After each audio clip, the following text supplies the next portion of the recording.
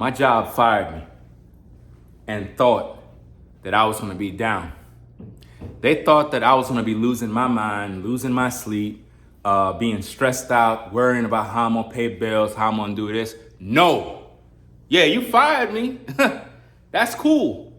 But guess what? You firing me was a blessing. You firing me was what I needed as a man to do what is necessary to make my way. See, a lot of times we experience things like, oh, I got fired. And your job want you to be down. Your job want you to cry. Your job want you to crawl back to them. Your job want you to do all this stuff to get you to cuddle up like a baby and be in a fetal position, worrying about what you're gonna do. But let me tell you, when my job fired me, it was a bad day. Not for me, for them. Because firing me meant that the blessing that's on my life left the company. A lot of you out there don't realize this, but you're actually blessed, and your life and the energy you have, when that company got rid of you, they got rid of the blessing. So you got to look at this thing as a moment to celebrate. Yeah, it's unfortunate because, at the end of the day, you probably was comfortable, your job was paying you and you was able to take care of business. But now that they fired you, it's designed to put you down. It's designed to make you cry and weep and worry about how you're going to do this, how you're going to eat, how you're going to clothe yourself, how you're going to do that. Those are all the things we think about when we get fired. But see, I'm not going to be down. Just because they fired me does not mean I'm going to be down. My job firing me gave me what I needed to go out there and build myself up. Because while I was at that job, I thought everything was good. But what was really taking place was they were holding me back. They were holding back my potential. They were holding back my creativity. That's what the job was doing. You understand? The job was holding me back from doing what I needed to do. And I said, you know what? Enough is enough. Enough is enough, man. Because now think about this, fam. Think about what's going on here. Think about the times that we're in right now. Think about the economy, the way it is. You got people that are literally crying, losing their mind, going crazy because of the way things are. And they're constantly worried about money, worried about this, worried about all different types of things. So imagine losing your job during a time when you need it most and you got a family. It's supposed to break you. And what do I always teach you? Not to live in fear, not to worry, not to cry. You got to just calm yourself down and think about, okay, how am I going to get through this? What am I going to do? This is why you always have to have a plan B, a plan C, a plan D, a plan E. You got to have a plan for every alphabet, for every letter in the alphabet. You have to have a plan. Because when you lose your job, it's your job trying to bring you down. They want you to be miserable. They want you to cry and beg them. I'm not begging no more. I'm not begging no more. I'm going to make my way prosperous. And I'm going to have good success. I'm not a failure. I'm blessed. So my job getting rid of me was a blessing from God. And it was the destruction of that company. It was the fall. Them getting rid of me was the worst decision they ever made in their life. Because now things ain't the same no more. And this is how you got to see it, ladies and gentlemen. When these companies get rid of you for no apparent reason, when you're a good worker and you've been doing your job, doing what you have to do, fam, you got to count it all joy and say, you know what? I'm not letting that break me. I'm going to do better. I'm going to prosper. I'm going to get it all together, and I'm going to go out here and make things happen. And that's how you got to be. You cannot let the loss of a job break you down. You have the ability to do what is needed. It's like a lot of you don't understand your potential. You got to understand your potential as a man or a woman, and don't let a job break you. A lot of times when you lose your job, it's a blessing. I'm not talking about those of you that do things to cause yourself to be fired.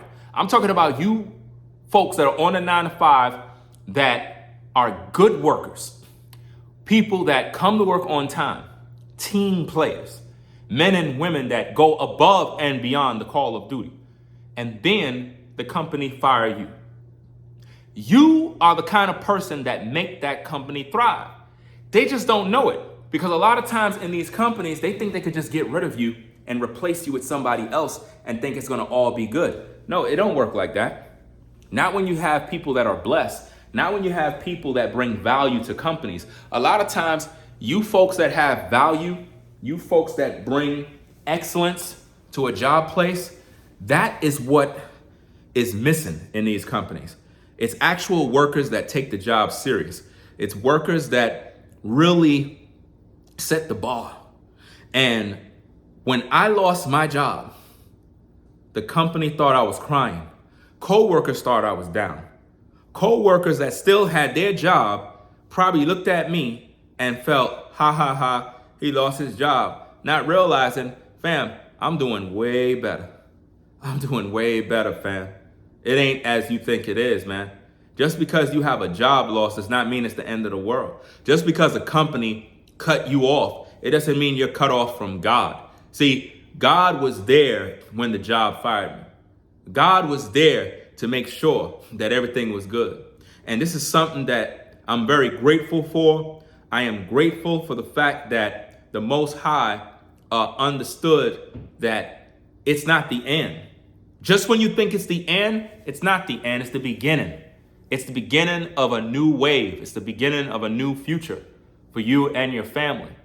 Don't let the loss of a job break your spirit. They thought they had me by my neck.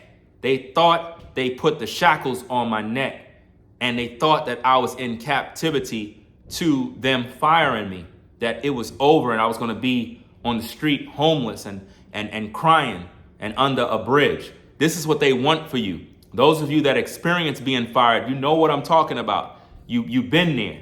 You've been in that dark place. And it feels as if though the whole world is turned upside down on you, because you got bills coming in from all angles and you really don't know how to pay them. My suggestion to you right here is this. When you experience these type of situations where a job suddenly fires you, don't panic. Don't panic. Calm yourself down. Start to look within and recognize that this is not as bad as you think it is. It's not. This is a turning point in your life. This is something that you may need to cause you to take life more serious. Maybe you've been procrastinating starting a business. Maybe you've been procrastinating going back to school. Maybe you've been procrastinating using your gifts, talents, and so forth, and your skills. And you being fired put you in a place where you had no choice but to now depend on the Most High, now depend on your talents. So what I'm suggesting to you do, number one, don't worry. Don't become fearful of how you're going to survive. Just know that that company firing you was a blessing. And I'm talking to workers and employees that pretty much always did their job, always came on time, always went above and beyond, always been a team player, always been respectful of everyone, but the job still fired you for no apparent reason. It's your opportunity right now. It's a turning point. Make use of it, because you'll never get it again. Because if we fail to fulfill what we were born to do, and we allow these jobs to hold us back, we're never going to truly be satisfied or happy in this life.